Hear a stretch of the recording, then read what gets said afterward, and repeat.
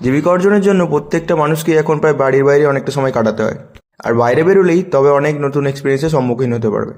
Radha Radha viewers, আমি রবিন। ঘড়ির কাঁটায় তখন প্রায় রাত 9:30। আমি বেরিয়েছিলাম আমার নাইট ডিউটির জন্য।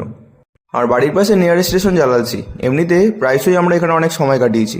কোনোদিন ওই জায়গাটাতে কোনোদিনও ভয়ের কিছু আসেনি, কিন্তু এই প্রথমবার জায়গাটাতে একটু ভয় এসেছিল, কারণ রাস্তা থেকে শুরু করে গোটা স্টেশনে যাত্রী বলতে শুধুমাত্র আমি একাই ছিলাম। যাই হোক, তোমার ভয় কাটাতে অবশেষে ট্রেন এসে আমায় তুলে নিয়ে গেল। তাদের ভাইয়ের বৈশিষ্ট্য এটাই, লোকে যখন বাড়িতে ফেরে আর আমি তখন যাই কাজের জন্য। ঘড়ির কাঁটায় তখন বাজে রাত 11:13, আর আমি সেই সবাই গিয়ে পৌঁছেছিলাম দাসনগর স্টেশনে। আর তখন বেরিয়েছিল প্রায় রাত 11:30। আমি অফিসে পৌঁছে আবার রাত জাগার কাজটা শুরু করে দিলাম।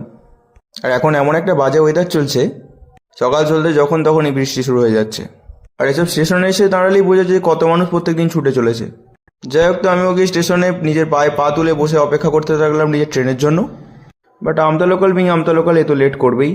বেশ কিছুক্ষণ অপেক্ষা করার পর ট্রেনে গিয়ে উঠলাম। আর ট্রেনে ওঠার পর দেখতে পাই বৃষ্টির পরিমাণটা বাইরে আরও একটু বেশিই বেড়ে গেছে।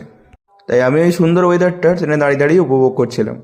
রাতে যে জায়গাটা থেকে ভয় লাগছিল, দিনের বেলাতে সেই জায়গাটা কতটাই সুন্দর হয়ে উঠেছে।